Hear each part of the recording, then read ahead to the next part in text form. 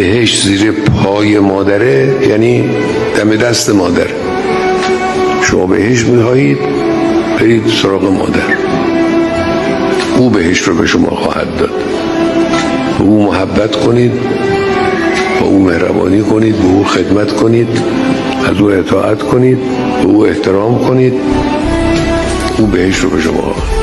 هر چرا که دوست بداری یک روزی از تو جدا خواهد شد.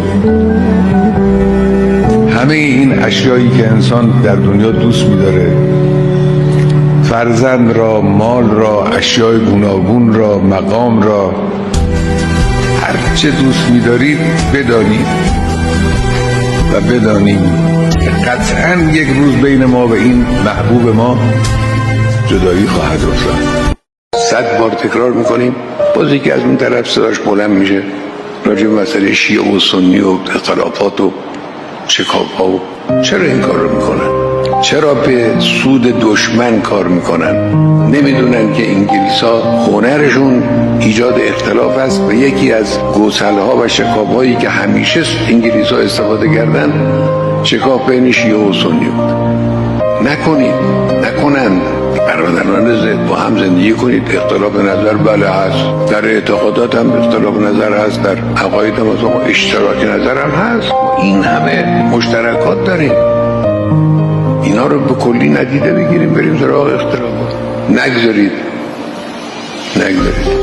پروردگارا تو رو به محمد و آل محمد سوگند میدیم، ما رو از فیض رمضان برخوردار بفرما و ما رو در این شبهای مبارک و روزهای شریف مشمول مغفرت خودت قرار بده و پدرها و مادرها و اموات و گذشتگان ما رو بیامرز. از پیغمبر سوال میشه، یه نفری آمده سوال میکنه به چه کسی خوبی کنم، نیکی کنم ترجیح داره؟ فرمود امک، مادره. گفت ثم بعدش به کی؟ باز فرمود به مادره. دفعه سوم پرسید بعد به کی؟ حضرت فرمود به مادره. 3 بار گفت به مادره.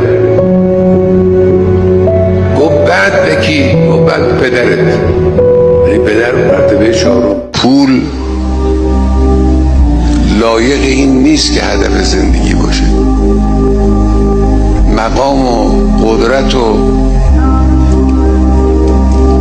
موقعیت های اجتماعی حقیرتر از اونن که هدف زندگی انسان قرار بگیره. هدف زندگی بندگی است، رسیدن به خداست. راهش هم فقط همین. سل مل من سالمت و هر مل من آره. دیگران تاریخ ندارن، برای خودشون تاریخ میسازن، تاریخ های خلاف واقع. شما ملاحظه کنید تو این حتی تلویزیون ما هم نشان میده اون کشوری که هیچ تاریخ با شکوه و با ارزشی نداره. سرشارم از جوانی هرچند پیر دهرم، چون سرو در خزان نیز رنگ بهار دارم.